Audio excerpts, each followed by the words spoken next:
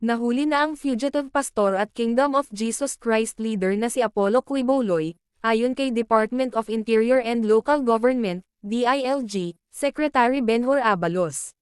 Sa isang Facebook post nitong September 8, 2024, Linggo ng gabi, ibinahagi ni Abalos ang larawan ng leader ng Kingdom of Jesus Christ, kasama ang dalawang di kinilalang lalaki.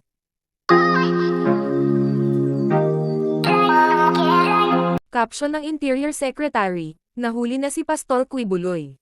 Nahuli na po si Apollo Quiboloy. Ayon sa ulat ng GMA News, sinabi ni Abalos na nahuli si Quiboloy bandang ng alas 6 ng gabi sa loob ng KOJC compound sa Davao City, kung saan hinahanap siya ng mga pulis mula pa noong ika-24 ng Agosto taong 2024.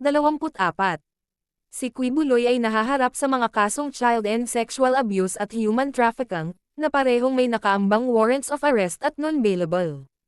Wanted din si Quiboloy ng US Federal Bureau of Investigation, FBI, dahil sa sex trafficking at labor trafficking.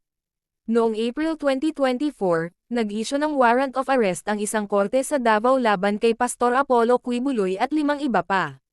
Sinilbihan ng mga awtoridad ang warrant sa KOJC compound sa Davao City ngunit hindi dito natagpuan si Quiboloy.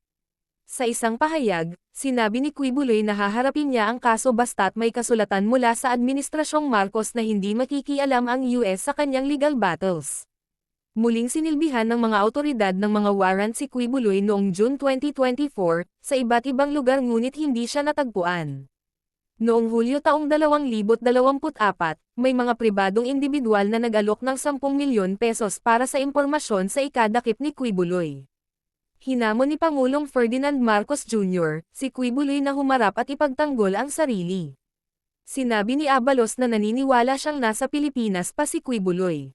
Nitong nakaraang August 2024, nag-issue ang Court of Appeals ng freeze order laban sa mga bank account at ari-arian ni Quiboloy.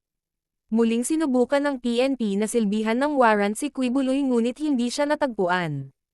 Nagprotesta ang KOJC sa mga excavation na isinagawa ng mga awtoridad. Ngayong buwan ng Setyembre taong 2024, idineklarang null and void ng Court of Appeals sa Cagayan de Oro ang temporary protection order na ibinigay sa KOJC. Samantala, batay sa aking nakitang artikulo, si Apollo Quiboloy ay kusang nag-surrender at mismong attorney daw nito ni Quiboloy ang nagkumpirma.